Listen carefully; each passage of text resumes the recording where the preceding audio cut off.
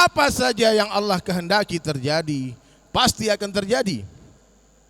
Apa saja yang Allah kehendaki tidak terjadi, tidak akan terjadi. La ilaha illallah.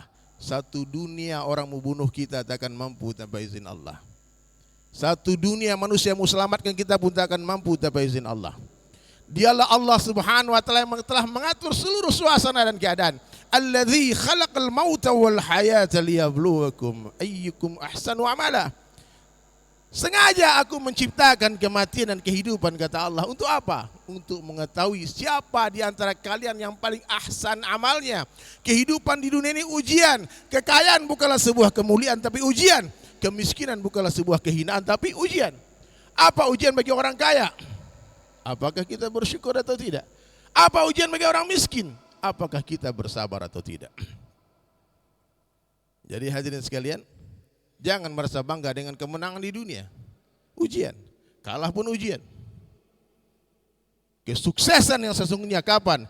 Ketika satu orang manusia mati dengan mengucapkan la ilaha illallah. Jadi hadirin sekalian, Allah yang mengatur seluruh suasana dan keadaan. Siang hari ini kita tidak berjumpa, namun Allah yang jumpakan kita. Sebentar lagi kita tidak berpisah, namun Allah yang akan pisahkan kita. Sekuat apapun kita menahan, bila Allah katakan pergi, maka dia pasti akan pergi. Sekuat apapun kita menolak, bila Allah katakan datang, maka dia pasti akan datang. Maka hadirin sekalian, orang beriman dia menyandarkan seluruh keinginannya kepada takdir Allah Subhanahu wa taala. Apapun yang Allah berikan kepada diri orang beriman adalah sebuah kebaikan. Allah mampu membahagiakan orang beriman di saat-saat terburuk dalam kehidupannya.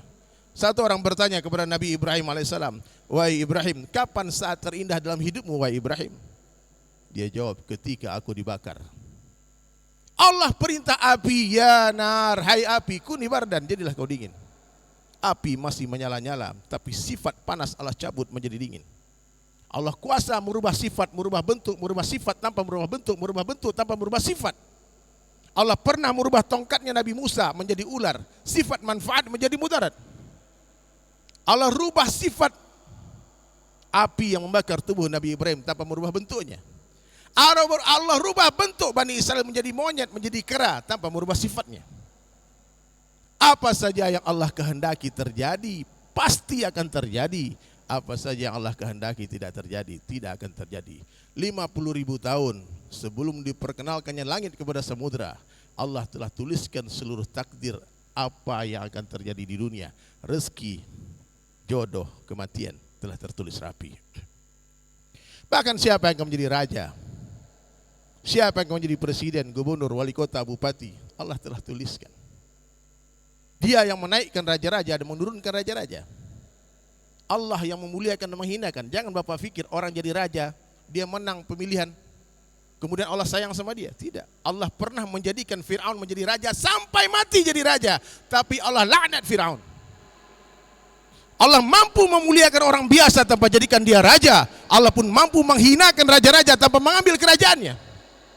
Allah berkuasa membahagiakan orang miskin tanpa memberi dia harta. Allah pun mampu menyusahkan orang-orang kaya tanpa mengambil hartanya. Everything in the hand of Allah. Semua berada dalam genggaman Allah. Maka hadirin sekalian, santai saya dalam menjalani kehidupan di dunia sementara ini. 60-70 tahun saja. Sebentar lagi kita akan tinggalkan ini dunia. Suka atau tidak suka, siap atau tidak siap, rela atau terpaksa. Siapa orang yang paling cerdas kata Nabi di dunia? Orang yang paling banyak mengingat mati dan mempersiapkan bekal matinya. Mungkin saja hari ini hari terakhir kita. Jangan tertipu dengan badan yang sehat. Jangan tertipu dengan usia yang muda. Aku masih muda, masih lama aku mati. Lahir memang lebih duluan ayah dari anak, tapi urusan kematian seringkali lebih duluan cucu daripada nenek. Waspadalah hadirin sekalian, malaikat maut 70 kali setiap hari menatap wajah kita. Carilah harta sebanyak-banyaknya, kumpulkan harta sebanyak-banyaknya, gunakan seperlunya, sisanya fisabilillah. Carilah pangkat setinggi-tingginya, setelah dapat jabatan bantu agama Allah.